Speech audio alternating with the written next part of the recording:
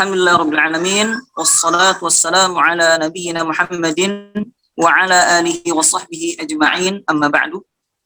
Alhamdulillah Rabbil Alamin, pada sore hari ini, Alhamdulillah, Al-Ustadz sudah bersama kita, dan insyaAllah sebentar lagi kajian kita akan mulai. InsyaAllah pada sore hari ini, tema yang akan dibahas adalah amalan para salaf di bulan Ramadan. InsyaAllah akan dibawakan oleh Al-Ustadz Muhammad Al-Fisham LCMA. Kepada beliau, falyatafaddal mashkuran. Barakallah. Silakan Ustaz. Ya. Bismillahirrahmanirrahim. Assalamualaikum warahmatullahi wabarakatuh. Innal hamdalillah nahmaduhu wa nasta'inuhu wa nastaghfiruh. Wa na'udzu billahi min syururi anfusina wa min sayyiati a'malina. May yahdihillahu fala mudilla lahu wa may yudlil fala hadiya lahu. Wa asyhadu an la ilaha illallah wahdahu la syarika lah. Wa asyhadu anna Muhammadan 'abduhu wa rasuluh.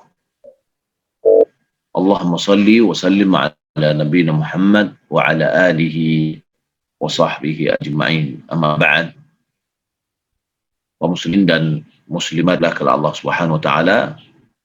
Alhamdulillah, segala puji bagi Allah Subhanahu wa taala atas akan kepada kita nikmat yang begitu banyak yang Allah Subhanahu wa taala berikan setiap saat tanpa kita minta. Allah pun memberinya, dan ini adalah karena Allah Subhanahu wa taala adalah Jawad. Salat dan salam semoga dan anugerah kepada Allah Subhanahu wa taala pada Nabi kita Muhammad sallallahu alaihi wasallam. Allahumma shalli ala Muhammad wa ala ali Muhammad. Kaum muslimin dan muslimat yang dimuliakan oleh Allah Subhanahu wa taala, pada sore ini kita bersama-sama duduk dalam sebuah ruang bersama walaupun secara virtual. Kita mempelajari atau mengenal amalan-amalan atau keadaan-keadaan para salaf pada bulan Ramadan. Kita mengenal ini agar kita bisa mendapatkan contoh sehingga kita termotivasi untuk melakukannya. Kaum muslimin dan muslimat dimuliakan oleh Allah Subhanahu wa taala. Allah Subhanahu wa taala telah mengkhususkan bulan Ramadan dengan kekhususan yang banyak dan keutamaan-keutamaan yang banyak. Di antaranya adalah bulan Ramadan adalah bulan diturunkannya Al-Quran. Bulan Ramadan adalah bulan pengampunan, bulan taubat, bulan di mana dosa-dosa kita ditembus oleh Allah Subhanahu wa taala. Bulan Ramadan adalah bulan di mana Allah Subhanahu wa taala memerdekakan budak-budaknya atau hamba-hambanya dari api neraka. Bulan Ramadan adalah musim ketaatan, di mana Allah Subhanahu wa taala bukakan pintu-pintu surga. Allah tutup pintu-pintu neraka. Syaitan pun dibelenggu. Artinya bulan di mana potensi untuk melakukan kebaikan itu sangat tinggi. Dan potensi untuk melakukan kejahatan dan keburukan sangat minim. Maka Nabi SAW mengatakan, ya baghil khairi ya baghil khairi aqbil, ya baghil khairi aqbil, wa ya baghil syarri aqsir. Wahai orang yang menginginkan kebaikan, datanglah. Wahai orang yang menginginkan keburukan, berhentilah. Di dalam bulan Ramadan terdapat sebuah malam yang mulia, lebih baik dari 1000 bulan. Bulan Ramadan adalah bulan berbuat baik kepada orang lain. Bulan solidaritas dan kepedulian. Bulan Ramadan adalah bulan doa, di mana doa kita dikabulkan oleh Allah Subhanahu wa taala. Masih banyak lagi keutamaan-keutamaan bulan Ramadan ini. Ya, di antaranya adalah amalan kita dilipat gandakan oleh Allah Subhanahu wa taala. Para salaf adalah orang yang sangat paham akan nilai dari bulan Ramadan. Karena saking pahamnya mereka dengan nilai bulan Ramadan, maka mereka menyingkirkan lengan mereka. Mereka bersungguh-sungguh di dalam beramal kebajikan, beramal soleh. Karena ingin mengharapkan keridhaan dari Allah Subhanahu wa taala. Ingin mengharapkan pahala yang telah disiapkan oleh Allah Subhanahu wa taala. Sehingga para salaf, karena saking tahunya mereka dengan nilai Ramadan, mereka berdoa 6 bulan sebelum datang Ramadan agar dipanjangkan umur mereka sehingga mereka ketemu dengan beliau. Dan setelah Ramadan 6 bulan mereka berdoa agar amalan yang telah mereka lakukan diterima oleh Allah Subhanahu wa taala sebaik-baiknya. Kaum muslimin dan muslimat yang dimuliakan Allah Subhanahu wa taala, para wali santri Mahadratul Quran yang dimuliakan Allah Subhanahu wa taala. Maka ada beberapa poin yang menjadi perhatian kita dalam keutamaan bulan Ramadan ini. Yang pertama adalah bulan Ramadan adalah bulan Al-Quran. Allah Subhanahu wa taala berfirman, "Syahrul Ramadan alladzi unzila fihi al-Quran." Bulan Ramadan di dalamnya diturunkan Al-Quran. Dan Ibnu Abbas meriwayatkan sesuai yang diriwayatkan oleh diriwayatkan hadisnya oleh Imam Bukhari dan Muslim, bahwa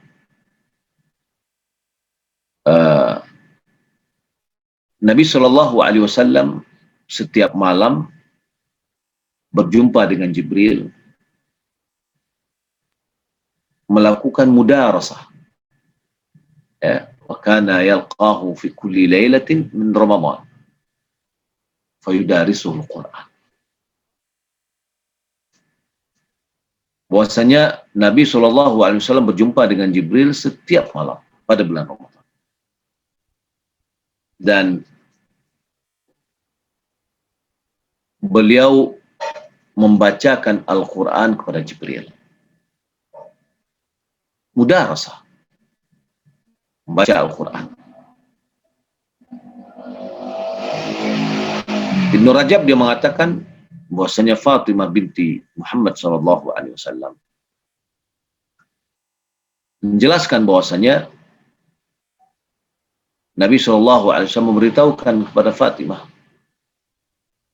bahwa setiap tahun, yaitu pada bulan Ramadan, Nabi mengkhatam Al-Quran sekali dengan memperdengarkan kepada Jibril.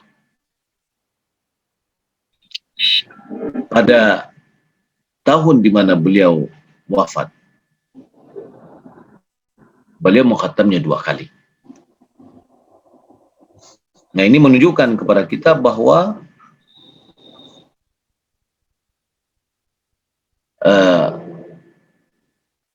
membaca Al-Quran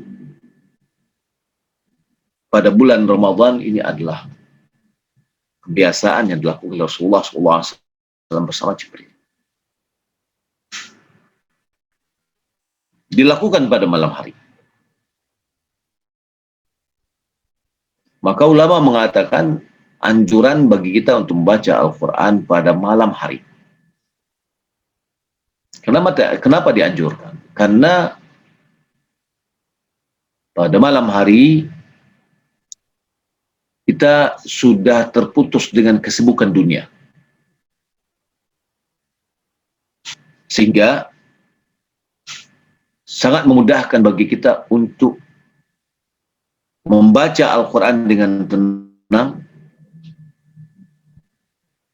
dan bisanya selaras antara lidah kita atau bibir kita yang membaca dengan hati kita yang memahami. Berbeda dengan pikiran orang yang sibuk, boleh jadi dia membaca tetapi tidak paham apa yang dibaca.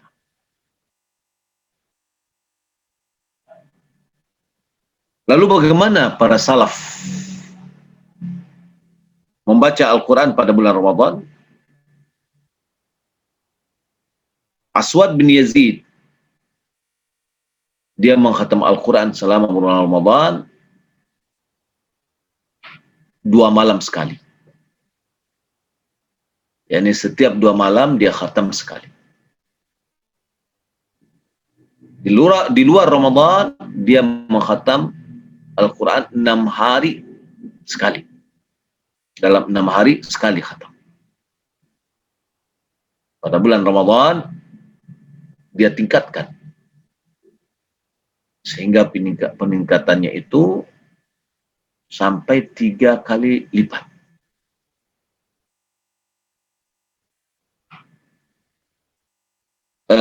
Sufyan Ats-Tsauri apabila datang Ramadan dia tinggalkan orang semuanya. Dan dia sibuk membaca Al-Quran.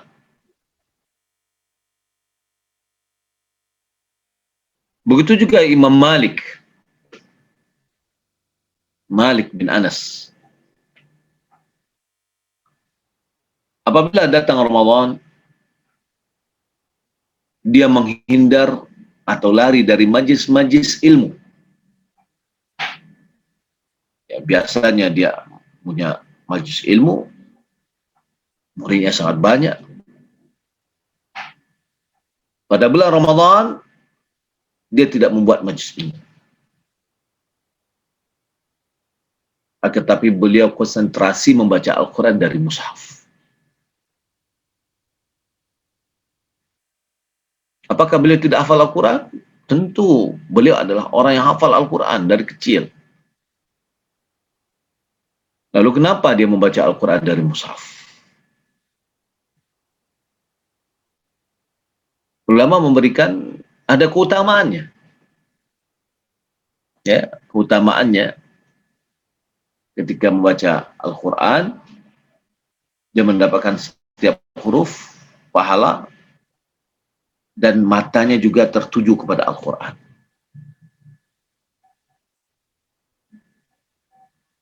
Walid bin Abdul Malik, seorang khalifah, pada hari-hari biasa dia mengkhatam Al-Quran sekali dalam 3 malam. Ya, pemimpin. Beliau mengkhatam Al-Quran sekali dalam 3 malam. Selama Ramadan, beliau mengkhatam 17 kali. Ya, kalau mengkhatam 3 hari sekali dalam 3 malam, berarti dalam 1 bulan 10 kali. Tapi beliau tingkatkan menjadi 17 kali dalam mengkhatamnya.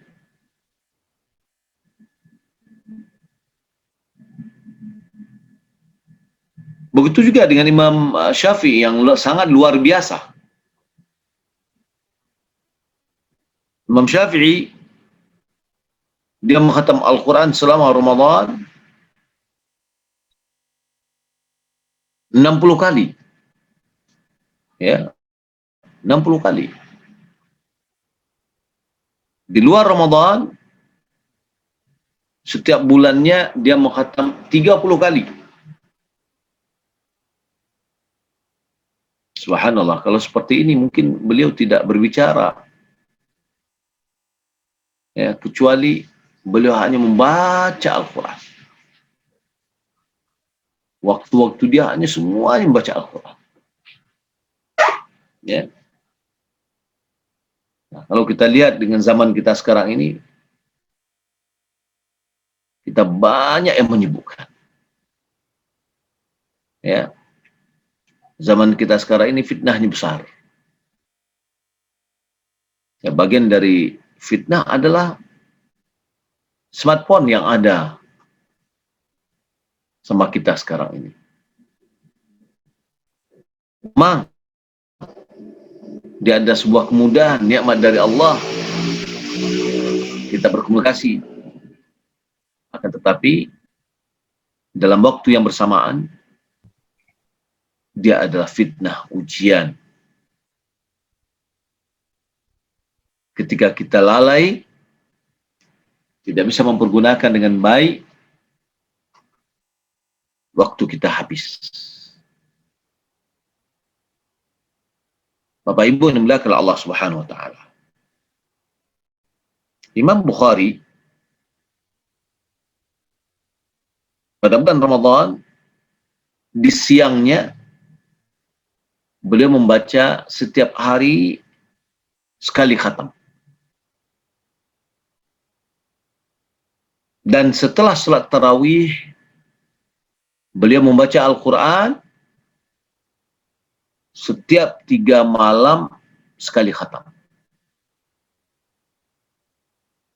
Kenapa? Karena waktunya, ya, waktunya dia pergunakan untuk membaca untuk salat tarawih, sisa dari itu dia pergunakan untuk membaca Al-Quran. Sehingga waktu yang malam dia mengkhatamnya 3 hari sekali khatam. Adapun di waktu siang dia khatam sekali setiap hari.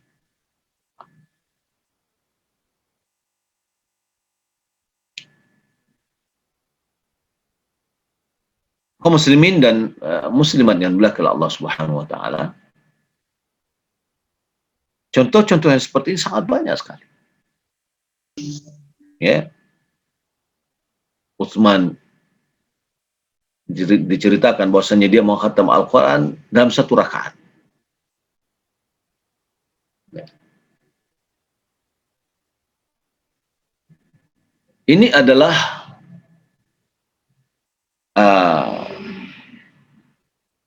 bentuk sewaktu-waktu kita beramal. Maksudnya, selama Ramadan, yang kita tingkatkan adalah kuantitinya. Jumlah yang banyak. Kenapa? Karena waktu kita sangat terbatas dan amalan kita dilipat gandakan pahalanya. Ya. Dilipat gandakan pahalanya, maka kita kesempatan untuk mendapatkan pahala sebanyak-banyaknya dengan memperbanyak amalan kita sebanyak-banyaknya. Inilah yang dikatakan oleh Ibnu Rajab Al-Hambali, mengkompromikan antara hadis yang melarang mengkhatam Al-Quran kurang dari 3 hari. Ada larangannya. Sementara yang dilakukan oleh para salaf, khususnya pada bulan Ramadan, ibadah mereka bertingkat, berlipat-lipat. Maka beliau mengatakan bahwa larangan menghatam Al-Quran kurang dari 3 malam, larangan ini adalah dalam bersifat kalau seandainya itu yang dilakukan terus menerus secara kontinu, ya, secara kontinu hanya boleh paling cepat itu adalah khatam sekali dalam 3 malam, tidak boleh kurang dari itu. Namun apabila kita berada pada waktu-waktu yang mulia, di mana pahala kita dilipat gandakan oleh Allah Subhanahu wa taala, seperti Ramadan dan seperti malam Lailatul Qadar, ya, maka hendaklah kita memperbanyak bacaan Al-Quran kita, karena waktu kita yang sangat terbatas, 1 bulan. Pahala kita dilipat gandakan pada saat 1 bulan ini. Maka boleh kita memperbanyak bacaan kita. Ya. Begitu juga ketika kita masuk ke dalam di lokasi-lokasi atau tempat yang mulia, seperti tanah haram. Ya, ketika kita pergi umrah misalkan, kita berada di lokasi tanah suci di mana amal kita dilipat gandakan. Maka saatnya kita untuk memperbanyak amalan kita di tempat itu, menjemput kelalaian dan kekurangan kita dan beramal di hari-hari di mana kita tidak berada di tempat itu. Kita jemput. Ya. Tapi banyak di antara kita yang tidak paham. Senang pergi umrah, tapi selama di Mekah, hari-harinya, masa-masanya lebih banyak pergi ke shopping, ya, belanja, ketimbang memperbanyak ibadah. Sangat rugi sekali kita rasanya ketika setelah kita mengetahui hal ini. Bapak Ibu belakang Allah Subhanahu wa taala, maka saatnya kita juga memiliki tekad dan semangat untuk membaca Al-Quran, menghatamnya. Ya, alhamdulillah anak-anak kita yang belajar di Raudatul Quran, Ma'had Raudatul Quran, Masya Allah. Semoga Allah Subhanahu wa taala memberikan taufik kepada ustadzah kita, kepada seluruh pengurus yang membimbing anak-anak kita untuk bisa menghafal Al-Quran dan bisa menuntaskan Al-Quran, bisa mendekatkan mereka dengan Al-Quran. Kita sangat berharap anak-anak kita ini sangat mengerti dengan pentingnya Al-Quran, sehingga murajaah itu sudah kebutuhan dia sehari-hari. Ya. Semoga Allah Subhanahu wa taala mudahkan bagi pengurus untuk pembangunan dan pendidikan di Raudatul Quran. Bagi kita sebagai orang tua, saatnya kita di dalam bulan Ramadan adalah waktu yang tepat untuk kita tidak mau ketinggalan dari apa yang telah diukir atau yang dilakukan oleh anak-anak kita. Minimal kita menghatam Al-Quran sekali. Ya. Kalau seandainya bisa lebih, itu sangat bagus.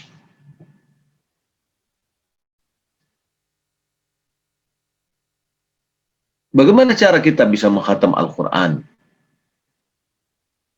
selama Ramadan? Kita tahu Al-Quran 30 juz.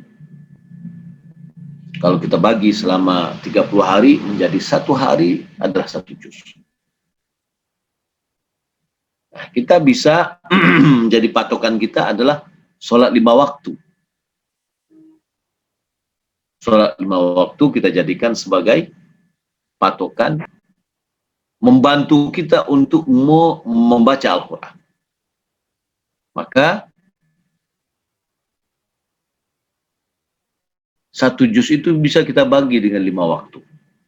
5 waktu sholat kita. Al-Quran terutama adalah cetakan Madinah, 1 juznya ada 20 halaman. Kalau kita bagi 5 berarti setiap waktu sholat ada 4 halaman yang kita baca. Kalau kita bagi lagi, separuhnya sebelum sholat, separuhnya setelah sholat. Berarti 2 halaman sebelum sholat, 2 halaman setelah sholat. Ya.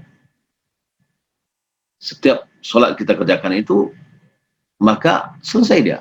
Maghrib, Isya, Subuh, Zuhur, Asar. Ya. Awal waktu itu kan mulai dari tenggelam matahari. Maka Maghrib, Isya, Subuh, Zuhur, Asar.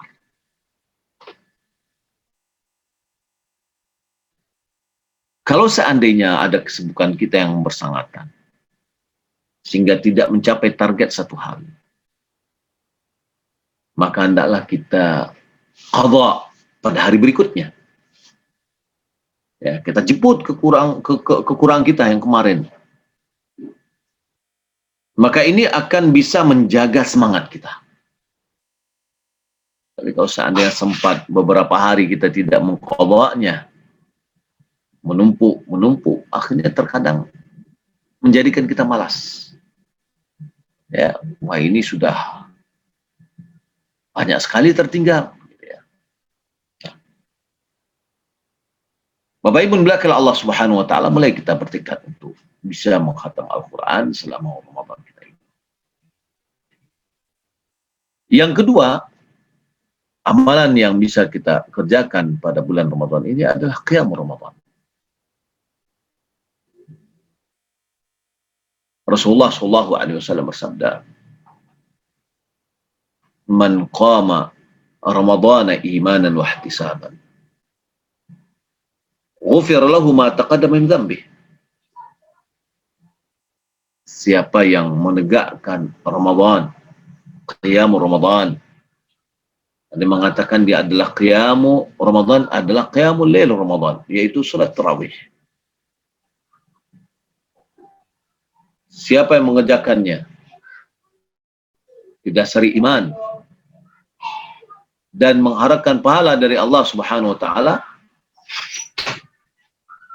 maka diampuni dosa-dosanya yang telah berlalu. Ya. Nah, qiyamul lail ini adalah kebiasaan orang-orang soleh. Dia adalah perdagangan orang-orang mukmin. Dan dia adalah amalan orang-orang yang menang, orang-orang yang beruntung. Pada malam hari, orang mukmin berkhulwah dengan Rabb-nya, berduaan dengan Rabb-nya, bermunajat, memohon kepada Sang Khaliq-nya. Saatnya kita mengeluhkan apa yang kita rasakan. Susah kehidupan kita, susah ekonomi kita, keluhkan kepada Allah. Susah kita mengatur anak kita, keluhkan kepada Allah. Berdoa kepada Allah. Maka Allah Subhanahu wa taala akan memudahkan itu semua. Terkadang kita heran,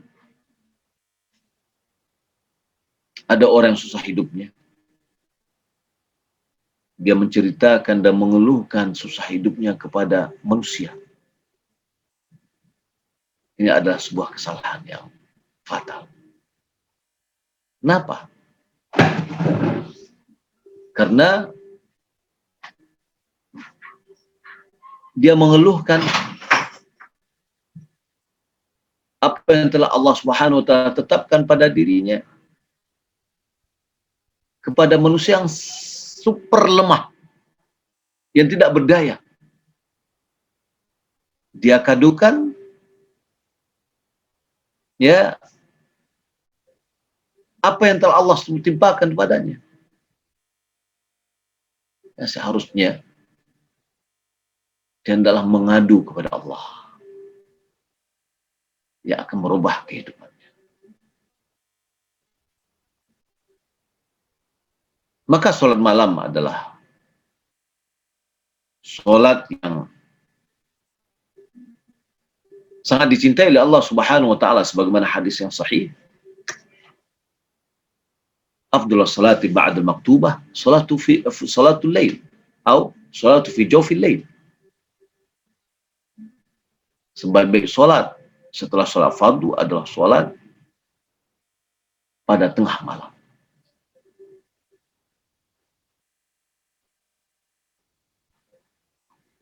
Hasan al-Basri dia mengatakan, lam ajid syai'an minal ibadah asyaddu minas salati fi jawfil lail.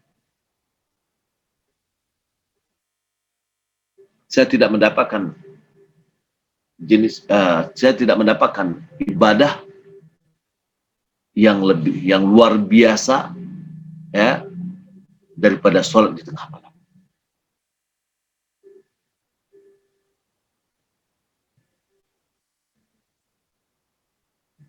Abu Uthman An-Nahdi dia pernah bertamu kepada Abu Hurairah. Dia mengatakan, tadayyaftu Abu Hurairah sab'an. Aku bertamu ke rumah Abu Hurairah dalam seminggu. Fakana huwa wa imra'atuhu wa khadimuhu faqassimuna al-lail thalathan. Yusalli hadha thumma yuqidhu hadha. Dia dan istrinya serta pembantunya, dia membagi malam bertiga. Yang satu sholat, kemudian ya ini sholat, kemudian ini bangun. Ini menunjukkan akan kegiatan-kegiatan yang dilakukan oleh para salaf, sahabat, tabi'in. Ibadah mereka itu subhanallah, sangat jauh kita dari ibadah yang mereka lakukan.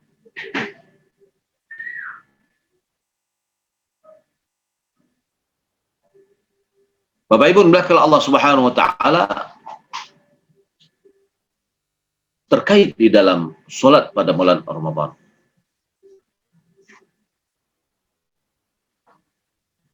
Kita lihat para salaf juga berlama-lama dalam solat tarawih. Sebagaimana diriwayatkan oleh Sa'ib bin Yazid,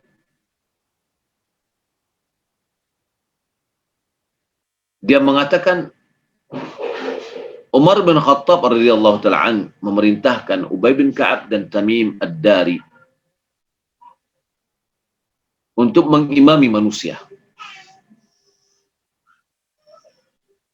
Maka yang menjadi imam membaca 200 ayat. Ya, membaca 200 ayat. Sehingga kami bertumpu dengan tongkat karena lamanya berdiri. Ya. Dan tidaklah kami berhenti atau selesai dari sholat kecuali setelah dekat kepada fajar. Berarti semalam suntuk. Dan itu juga pernah dilakukan oleh Nabi Shallallahu Alaihi Wasallam. Sebagaimana diriwayatkan oleh Abi Dzar yang dikeluarkan oleh Ibnu Majah. Bila dia mengatakan Nabi SAW tidak pernah mengimami kami sampai tersisa 7 hari. Lalu Nabi mengimami kami sampai selesai sepertiga malam. Ya, ini sepertiga malam pertama. Ya, ini kurang lebih sampai jam 10. Pak. Malam berikutnya tidak diimami. Malam yang ketiga, yang tersisa 5 malam, Nabi mengimami lagi sampai separuh malam. Ya, kurang lebih jam 12 atau kurang.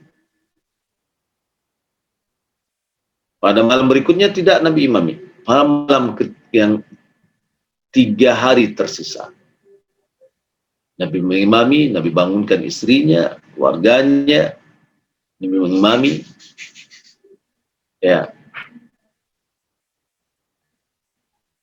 Sampai selesai sholatnya hampir terbit fajar. Hampir ketemu waktu sahur.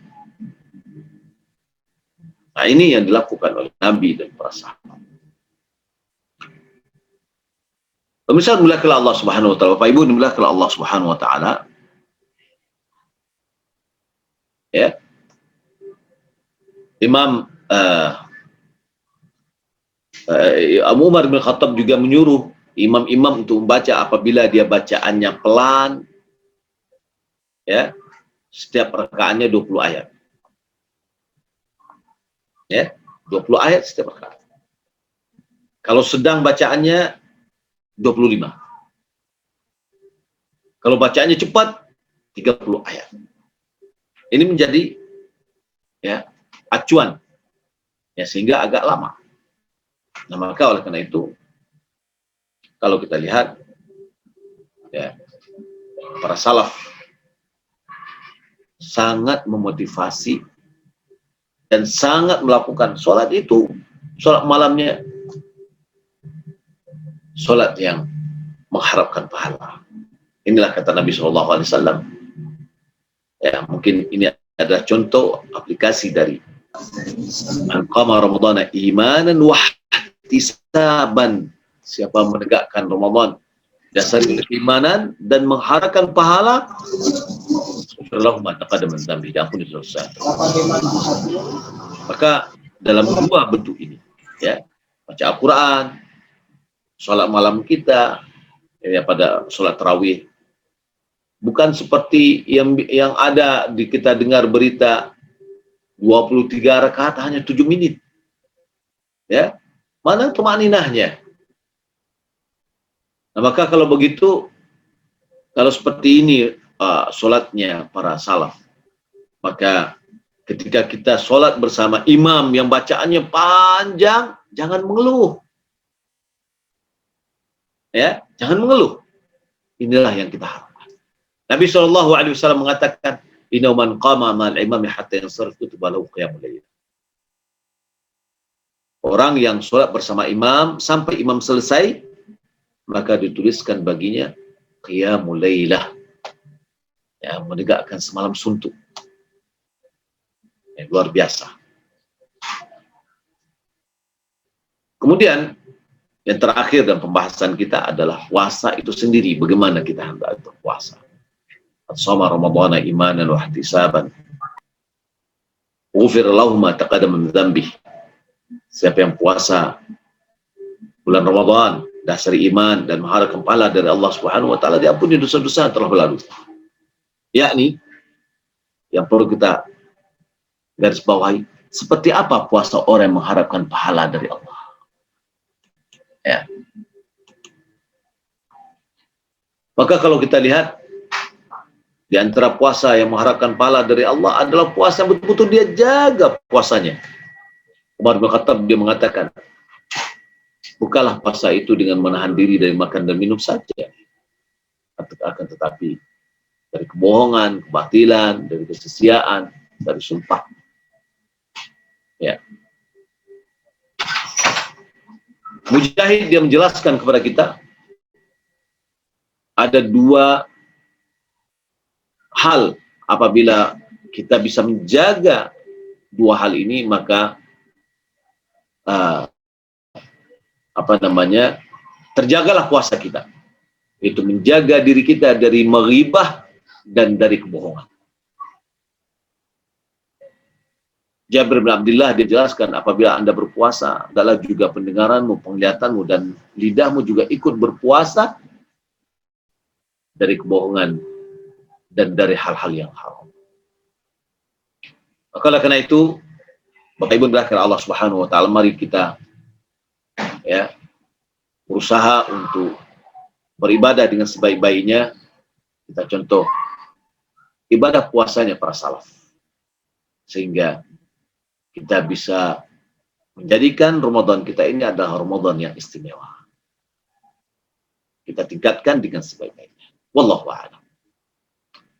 Mungkin ini materi yang bisa kita sampaikan, ya, karena keterbatasan waktu. Mungkin kita kembalikan dulu ke moderator untuk melanjutkan, kalau seandainya nanti kita buka untuk tanya jawab. Wallahu a'lam. Nah, jazakallah khair ya Ustaz. Nah, insyaallah sesi selanjutnya yaitu tanya jawab. Bagi para jamaah sekalian, ikhwan atau akhwat yang ingin bertanya, dipersilahkan untuk bertanya, bisa ditulis di kolom chat di Zoom. Nanti insyaallah kita akan bacakan. Alhamdulillah sudah ada pertanyaan yang masuk. Izin membacakannya Ustaz? Ya, boleh. Nah, barakallahu fiik Ustaz, apakah benar jumhur ulama salaf mutaqaddimin, Hanafiyah, Syafi'iyah, dan Hanabilah berpendapat haram bagi wanita yang haid dan nifas membaca Al-Quran berdasarkan sabda Nabi SAW, janganlah orang yang haid dan junub membaca sedikit pun dari Al-Quran. Hadis ini diriwayatkan oleh At-Tirmidzi. Dan mengatakan makmulun, yaitu diamalkan para ulama di masanya. Dan pendapat ini juga dipilih oleh ulama mutakhirin, Syekh Saleh Fauzan Al-Fauzan dalam fatwa Lajnah Daimah. Apakah benar ya Ustaz? Wallahu alam, saya tidak tahu persis, akan tapi yang saya pelajari di waktu kuliah dahulu, dan itu yang kita dapatkan juga dari ulama-ulama kita, mereka membedakan antara junub dengan haid dan nifas. Junub dia adalah penghalang hadas besar yang dibuat dan mudah untuk dihilangkan. Waktunya pendek. Sementara haid dan nifas itu bukan kehendaknya seseorang. Yang kedua, masanya panjang. Ya, masanya panjang. Haid umur 6 hari atau 7 hari. Kalau nifas 40 hari. Maka hal ini bisa memberi peluang untuk tinggalnya hafalan-hafalan. Maka di antara fatwa yang pernah saya baca, bolehnya wanita yang haid dan nifas untuk membaca Al-Quran supaya hafalannya tidak hilang. Adapun orang yang junub, betul, dia tidak boleh membaca sedikit pun dari Al-Quran. Wallahu ta'ala. Jazakallah khair Ustaz. Pertanyaan selanjutnya, pertanyaan kedua, bolehkah kita membaca Al-Quran di sela-sela waktu luang ketika kita di tempat kerja, di mana atasan kita melarang kita? Melarang atau tidak melarang? Di mana atasan tidak melarang kita, Ustaz? Afwan. Baik.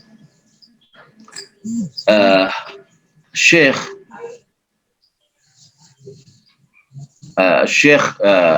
Abdul Muhsin Abbad, orang tuanya Syekh Abdul Razak, dalam kitabnya bagaimana seorang muslim menunaikan amanat kerja, Beliau mengatakan bahwa waktu kerja kita yang telah dikhususkan atau diperuntukkan untuk kerja hendaklah kita mengerjakan hal-hal yang untuk kemaslahatan kerja.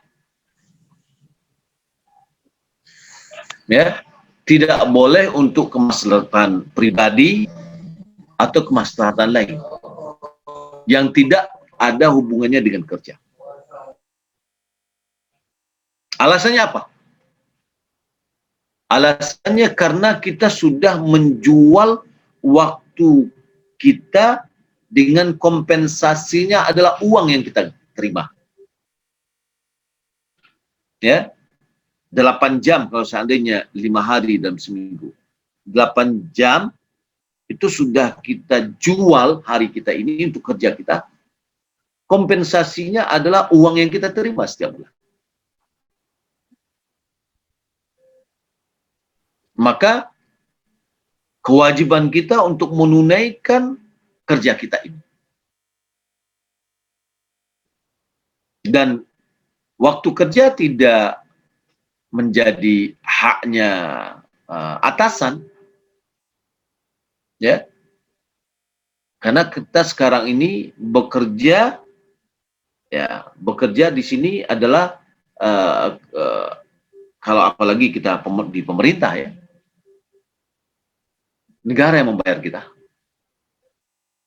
bukan atasan kita. Beda dengan ketika kita bekerja dengan seseorang, ya, yang dia punya hak dalam jasa kita.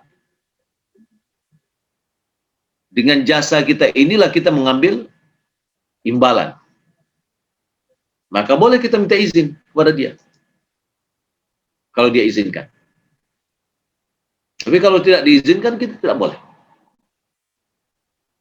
Syalbani rahimahullah ta'ala pernah diceritakan tentang beliau, di mana beliau punya pegawai, ya, karena beliau usahanya adalah memperbaiki jam. Minta izin untuk sholat duha. Beliau tidak mengizinkan. Kenapa? Karena sholat duha hukumnya sunat. Pekerjaan yang dikerjakan, ya, hukumnya adalah wajib. Karena di situ dia mendapatkan imbalan bulanannya. Dan Syekh Ibnu Utsaimin di dalam masalah kerja ini juga beliau membagi pegawai itu kepada dua jenis. Yang pertama adalah orang yang melayani publik,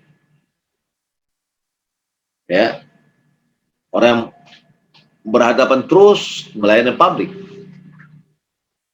Maka orang yang seperti ini dia tidak boleh meninggalkan kantor, dan tidak boleh dia menyebutkan dirinya yang menghalang dia untuk melayani orang lain. Yang kedua adalah orang yang bekerja di lapangan,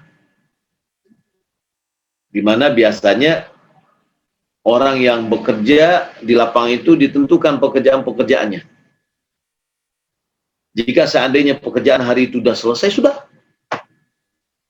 dia sudah boleh pulang. Dia boleh dengan yang lain. Nah, sehubungan dengan tadi, sela-sela waktu kita bekerja, kita membaca Al-Quran, ya, maka kalau seandainya pekerjaan kita ini sudah tuntas untuk hari itu, tidak ada lagi pekerjaan yang akan kita kerjakan, maka saya melihat hal itu mungkin boleh kita membaca Al-Quran, karena tidak ada lagi pekerjaan. Tapi kalau seandainya kerja kita numpuk, lalu kita seling dengan baca Al-Quran, tidak boleh. Walaupun mungkin atasan kita bolehkan, ya, wallahu a'lam. Jazakallah khair, Ustaz. Lanjut ke pertanyaan selanjutnya, pertanyaan ketiga. manakah yang lebih utama di bulan Ramadan? Tilawah atau murajaah Al-Quran? Ya. Manakah lebih utama, murajaah atau tilawah? Sebenarnya dua hal yang tidak kontradiksi. Ya, kita punya jadwal murajaah kita dan kita punya tilawah kita. Malahan bagian dari yang kita tilawahkan adalah bagian dari hafalan kita. Ya, apalagi kalau seandainya anak-anak kita yang sudah ya hafal 30 juz atau 20 juz, sudah. Perbanyak dia membaca. Karena waktu. Ya, waktu yang kita manfaatkan. Ya, maka kita mendapatkan informasi ada di antara orang yang cepat dia menghafal Al-Quran disebabkan dia selalu membaca Al-Quran rutin, sekali dalam seminggu dia membaca, baca aja, tapi khatam sekali seminggu. Akhirnya subhanallah, amat mudah bagi dia untuk menghafal Al-Quran. Nah, sehubungan dengan keberadaan kita pada bulan Ramadan, yang seperti tadi, bahwa kita mengkhatam Al-Quran dengan beberapa kali, ini tentu akan lebih mulia ya, daripada kita memurojaah. Akan tetapi kalau dalam pahala insya Allah kita sama ya. Karena setiap huruf yang kita baca dilipat gandakan menjadi 10 kali lipat. Wallahu a'lam. Jazakallah khair Ustaz atas jawabannya. Selanjutnya, apakah masih ada pertanyaan dari para jamaah sekalian?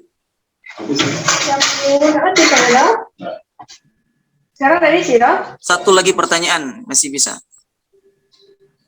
Kalau masih ada yang ingin bertanya, dipersilahkan. Kalau tidak ada, kajian sore ini akan kita akhiri.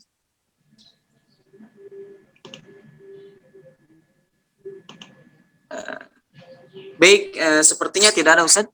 Oke. Oke, barakallahu fiik. Tidak ada. Iya. Boleh ditutup aja. Kita tutup ya. Iya. Baiklah Bapak, Ibu, para jamaah semuanya,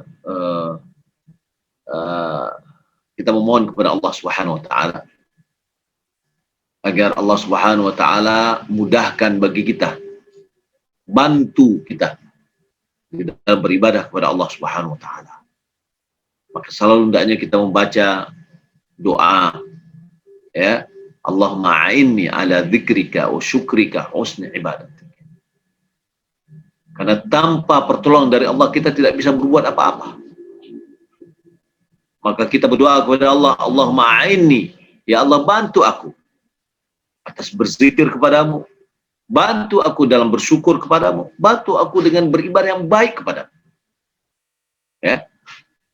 Membaca Al-Quran juga tanpa taufik dari Allah kita akan lalai. Entah berapa kita lalai dengan HP kita, ya, dengan bermacam-macam, lalai kita. Ya, saat ini kita merasa bahwasanya lengah, ya, asik, akhirnya lupa dengan Al-Quran. Ya, maka oleh karena itu selalu kita meminta kepada Allah Subhanahu wa taala agar Allah berikan kepada kita taufik untuk bisa beribadah dengan baik, dan terkhusus adalah dalam membaca Al-Quran. Dan terkhusus lagi adalah membaca Al-Quran dan beribadah pada bulan Ramadan ini, karena ini kesempatan kita untuk menambah ya jumlah pahala bagi kita. Mudah-mudahan Allah Subhanahu wa taala memberikan pengabulan terhadap doa kita dan diberikan taufik kepada kita semua. Bapak Ibu, mohon maaf atas segala kekurangan kesalahan. Terima kasih atas segala perhatiannya. Wassalamualaikum warahmatullahi wabarakatuh. Waalaikumsalam warahmatullahi wabarakatuh. Alhamdulillah alamin. Terima kasih kepada Ustadz yang telah menyampaikan kajiannya dan nasihat bagi kami semuanya. Mudah-mudahan nasihat dan ilmunya bisa bermanfaat bagi kami dan kami bisa dimudahkan oleh Allah Subhanahu wa taala dalam mengamalkan apa yang diamalkan oleh para salafus saleh di bulan Ramadan. Amin. Mari kita tutup kajian kali ini dengan membaca alhamdulillah wa doa kafaratul majlis. Alhamdulillah rabbil alamin. Subhanakallahumma wa bihamdika asyhadu an la ilaha illa anta astaghfiruka wa atubu ilaik. Assalamualaikum warahmatullahi wabarakatuh. Waalaikumsalam warahmatullahi wabarakatuh. Jazakallah khair, Ustaz. Barakallahu fikum. Hayakumullah. Wa fika barakallah.